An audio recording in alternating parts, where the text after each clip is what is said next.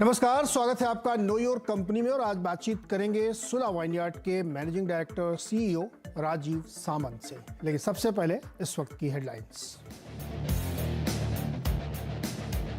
बाजार में शानदार रिकवरी, निचले स्तर से 120 पॉइंट संभल कर निफ्टी आया 18,450 के स्तर पर। निफ्टी बैंक में भी करीब 300 पॉइंट की रिकवरी। कच्चा तेल सस्ता होने से ओएमसीज में रौनक, bank, real estate, auto shares में भी खरीदारी, लेकिन आईटी और एफएमसीजी सेक्टर्स बना रहे दबाव। सरकारी बैंकों में लगातार 8वें दिन खरीदारी जारी, 12 में से 10 सरकारी बैंकों के शेयर अपनी रिकॉर्ड ऊंचाई पर। और यूनिपार्ट्स की इशू प्राइस से नीचे लिस्टिंग करीब 5% गिर कर रहा है कारोबार।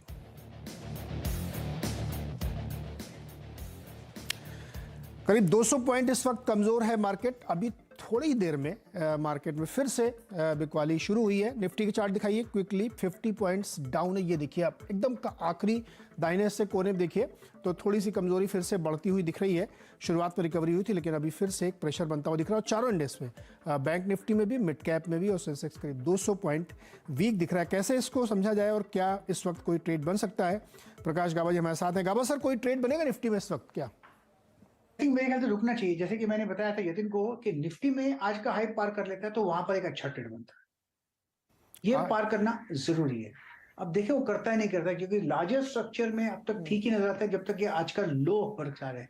लेकिन कंफर्मेशन की जरूरत है, वो मिलेगा जब आज का हाई पार कर लेगा। निफ्टी बैंक में जो ये लास्ट आवर में, आधे घंटे में, 10 मिनट में, 15 मिनट में जो गिरावट आई है, ये होना नहीं चाहिए था। तो यहाँ पर अब थोड़ा रुकना चाहिए। इसको पार करने के लिए 43,800 पार करना जरूरी है।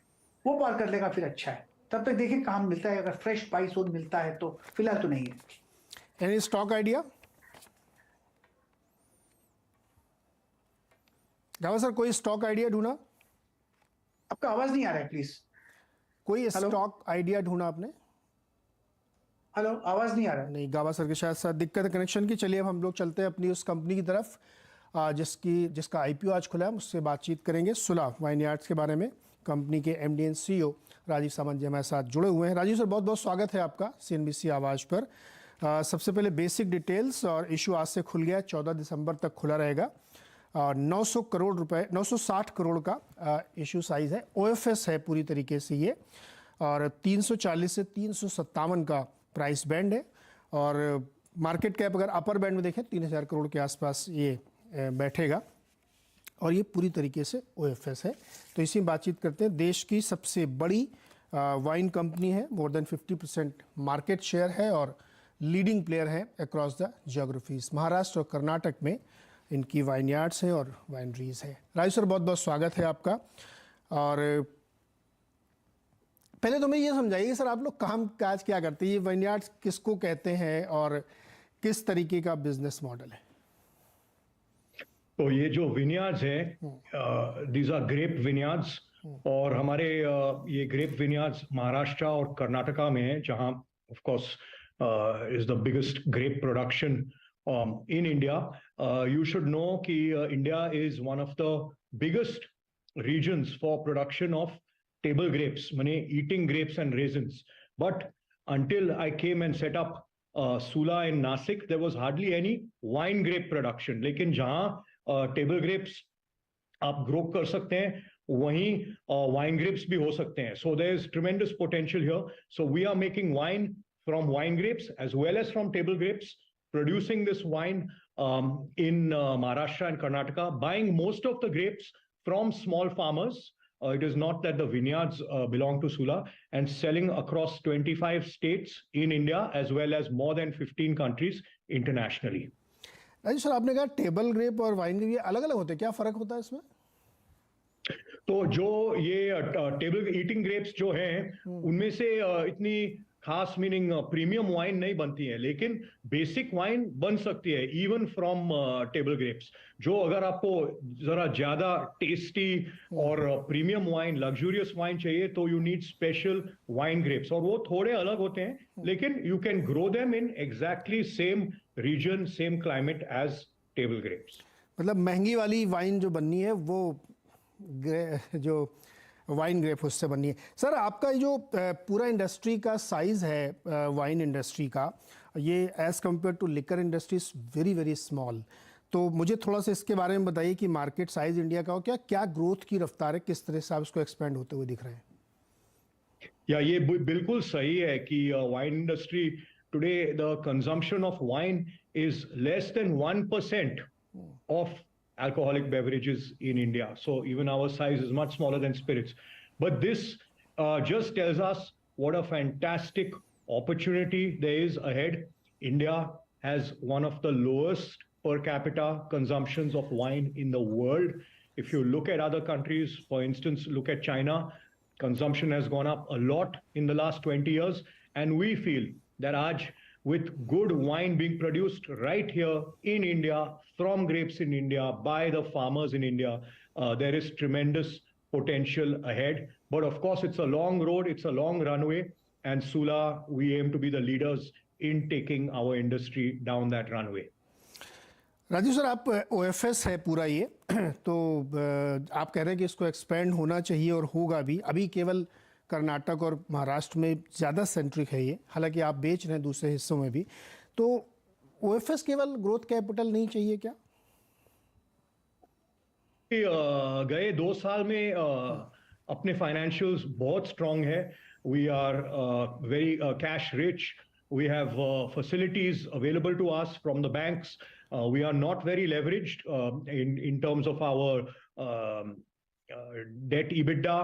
You are less than 2.0 debt EBITDA. So we are in a very comfortable position to meet, of course, whatever internal running as well as CapEx. So this year we are putting up 6 million 60 lakh liter winery, new winery in Nasik, but we are able to finance it from internal accruals. So we did not see the need to take any fresh funds in the company. तो Raju sir, इसको आप महाराष्ट्र और कर्नाटक से बाहर भी तो ले जाना चाहेंगे, क्यों यहाँ पे क्यों इतना कंसंट्रेट कर रहे हैं? अब तक तो the main grape areas are here, लेकिन इंडिया में और भी स्टेट्स हैं जहां ग्रेप्स लगते हैं। तेलंगाना में, in fact I even think that there is some opportunity even in North India. I feel that at some point, maybe even Himachal, maybe even Uttarakhand. But until now, we are in these 2 states. But that does not mean that soon we might not go into some other state also for production. क्या इसकी एक वजह ये भी हो सकती है कि महाराष्ट्र में, कर्नाटक में काफ़ी वाइन फ्रेंडली पॉलिसीज़ है, इंडस्ट्रियल इंसेंटिव्स मिलते हैं, इस वजह से आप यहाँ ज़्यादा कंसंट्रेट कर रहे हैं? हाँ, लेकिन ये तो चिकन एंड एग सिचुएशन है। जब हम we started over here, after that उन्होंने कुछ वाइन फ्रेंडली पॉलिसीज लाए हैं, तो दूसरे स्टेट्स में भी एक बार प्रोडक्शन उधर शुरू हो जाता है, तो हो सकता है कि वहां भी बहुत वाइन फ्रेंडली पॉलिसीज हो सकते हैं। Maharashtra and Karnataka today is more than 60% of our sale, and the fact that we have wine friendly policies in this state, of course, is very meaningful to us overall. Okay, तो ये जो sunset class हो सकता है इसमें कभी आए, या आपको लगता है कि ये हमेशा पॉलिसी चलती रहे? क्योंकि ये फार्मर्स से रिलेटेड है तो एक पॉलिटिकल कमोडिटी बन जाती है, तो ये जो इंसेंटिव है ये चलता रहेगा, आपको ऐसा लगता है? देखिए, of course, this is a government incentive, so I would not like to comment or predict on that. Lekin, let's remember that any wine-friendly policy ultimately is a farmer-friendly policy. Wine is the number 1 single agri-processed product in the world. And the world's richest rural regions are all wine regions. Bolo Napa Valley, California mein, nahi to Tuscany, Italy mein. So government also recognizes it, and we do feel that some wine friendly policies should continue for some time at least. It gives one of the biggest benefits to the farmers per acre from wine grapes, and this is a good reason to have wine friendly, therefore farmer friendly policies. Rajiv sir, आप तो विदेश में पढ़े लिखे हैं, वहाँ पे आपने नौकरी भी की और फिर आप इंडिया आए, और इतना चैलेंजिंग बिजनेस जहाँ पे किसानों के साथ टाई अप करना है, गवर्नमेंट को भी डील करना है, फिर इंडस्ट्री में एकदम इनरोड करना, मेरे ख्याल में आप बहुत ही पहली कंपनी होंगे जो लिस्ट होने जा रही, ये कैसे ख्याल आया और किस तरह के कॉन्ट्रैक्ट आप फार्मर्स के साथ करते हैं? Yes, very challenging and therefore very exciting. और मुझे एक्साइटमेंट बहुत अच्छा लगता है. I was in a corporate job in Oracle और मैं totally बोर हो गया. I needed to do something entrepreneurial, so I decided to come back to India from California. And yes, many aspects to this, but I am so happy today with what we have achieved for the farmers. We are the pioneers of the 12-year long-term contract under which the farmer is assured exact returns plus cost escalation in that. Sula pays the farmer within 60 days of receiving the grapes at the farm. And we have a line of farmers waiting to plant for us. इस साल में 2022 में हमने 600 एकड़ की नए plantations के हैं ग्रेप्स के. And this is almost double of the previous best year. So still lots of growth ahead and lots of happiness for farmers as well. Sir इसकी प्राइसिंग में, ग्रेप प्राइसिंग में गवर्नमेंट का कोई intervention नहीं होता? नहीं, अब तक ग्रेप प्राइसिंग का बिल्कुल इंटरवेंशन नहीं रहता है. जैसे गन्ने में होता ना, गन्ना सरकार तय करती है प्राइस, उसके बाद फिर इंडस्ट्री. इसमें नहीं है, इसमें आपके और किसान के बीच की बात, राइट? यस, क्योंकि वाइन ग्रेप्स इतना कमोडिटी नहीं है जैसा गन्ना और शुगर, नहीं तो टेबल ग्रेप्स भी. वाइन ग्रेप्स बहुत स्पेशलाइज रहता है और उतना अभी भी एकरेज नहीं है कि गवर्नमेंट का फिक्स्ड प्राइसिंग आ जाएगा इसमें. राजीव सर, एक बड़ा कैसे हैं कि पॉलिसी चेंज हुआ है. सरकार ने FTAs किए हैं. एक तो ऑस्ट्रेलिया से कर लिया और UK के साथ बातचीत चल रही है. Australia is one of the largest wine producer country. तो इसकी वजह से आपको कितना असर पड़ेगा, हालांकि आप इम्पोर्टर भी हैं? तो इसमें definitely our industry had a seat at the negotiating table और हम अपने गवर्नमेंट और कॉमर्स मिनिस्ट्री के ऑफिशियल के साथ हम बहुत डिस्कशंस में थे. और जो अग्रीमेंट आया है ऑस्ट्रेलिया के साथ, actually our wine industry in India is very satisfied, happy with the outcome. There will not at this point necessarily be direct competition with the price point that most of the Indian wine is available in. And so if agar Australia FTA is the precedent, then I think it is quite a strong footing that we continue to be in. Central government is very aware of the fact that this is a very farmer-friendly industry, and I do have faith in them. लेकिन ये एक challenge होगा, जब 150-200% की वो duty हटेगी तो competition थोड़ा तो आएगा सर, राइट? Yes, absolutely. लेकिन ऑस्ट्रेलिया FTA में क्या हुआ है कि महंगी वाइन पर ड्यूटी कम किया गया, not on wines that are coming into the market below 2,000 rupees MRP, for instance. So at that level, you know, we had to, at the end of the day, with FTA, all industries have to give some concession, and I think that this is the right solution that has been reached, and it is fine. It's not going to impact us so much. Sir, महंगा मतलब मोटे तौर पे हम लोग समझते हैं महंगी वाइन, महंगी लिकर मतलब प्रीमियम, और आप भी प्रीमियम में ज़्यादा फोकस करें ऐसा मुझे समझ लगता है पढ़ के. और प्रीमियमाइजेशन, क्या ये बात सही है कि प्रीमियम कीवर्ड है इस इंडस्ट्री की ग्रो करने के लिए, लिकर वाइन सब के लिए? तो अगर आप प्रीमियम इसको कीवर्ड मानते हैं ग्रोथ के लिए और आप भी प्रीमियम पे फोकस कर रहे हैं और प्रीमियम पे ही ड्यूटी घट रही, तो फिर और मुश्किल होगी सर, नहीं? यस, प्रीमियम में भी लेवल्स रहते हैं. प्रीमियम, सुपर प्रीमियम, लग्जरी, ऐसे भी लेवल्स रहते हैं. तो मैं जो हमारी जो प्रीमियम वाइन रहती है, let's say it is at 1200 rupees, 1500 rupees, this is premium. लेकिन जिसपे ड्यूटी कम हुआ है, this is over 2000 rupees. So you can say it's super premium और luxury. Of course, even we will enter this segment at some point, that is for sure. But at this point, there is still some gap between our premium and this super premium where the duties have come down. Okay, sir, एक चीज़ ये कही जाती है कि जो liquor industry बहुत छोटी है, आप कह रहे हैं कि आगे ग्रो करेगी, गवर्नमेंट की पॉलिसीज़ बहुत सपोर्टिव. मैं ये चीज़ समझना चाह रहा था कि लिकर में, इस वाइन में लिकर कंटेंट कम है, परसेंटेज कम है, ये आपके लिए बेनिफिशियरी है क्या? या फिर चूंकि आप 2000, 2500, 3000 में लोग कम्पीट करेंगे अगर, तो फिर उधर क्यों नहीं चले जाएंगे वो हार्ड लिकर की तरफ? So look, there are those people who prefer the low alcohol. ऐसा नहीं, some people say, oh, India is whiskey drinking country. Yes, India has been whiskey drinking country. Let me point out that India became whiskey drinking country mainly because of the British influence. And even Britain was a whiskey drinking country. Today, Britain drinks almost as much wine, or in fact more wine than whiskey. तो अगर वहां भी हो सकता है तो definitely यहाँ भी हो सकता है. I'm not saying that anytime soon India will drink more wine than whiskey, but definitely in terms of the trend, India will drink more wine. This is for sure. And a lot of people prefer low alcohol, and they are willing to pay the price for a well-made wine, even if the price is same as bottle of spirit.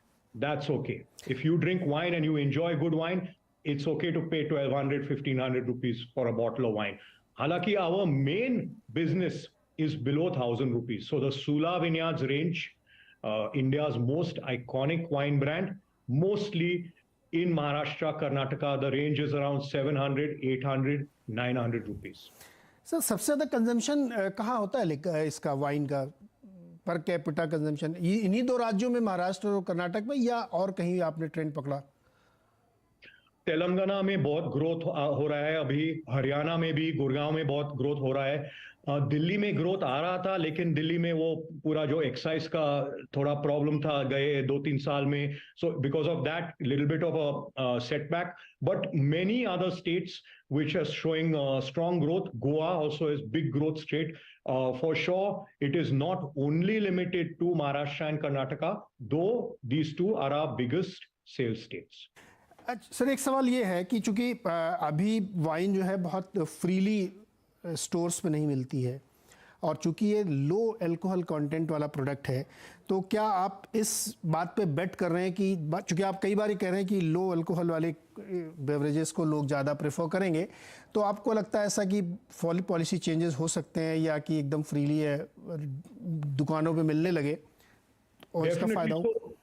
आपको मालूम है कि this is a state by state policy. At the end of the day alcoholic beverages it's a state subject.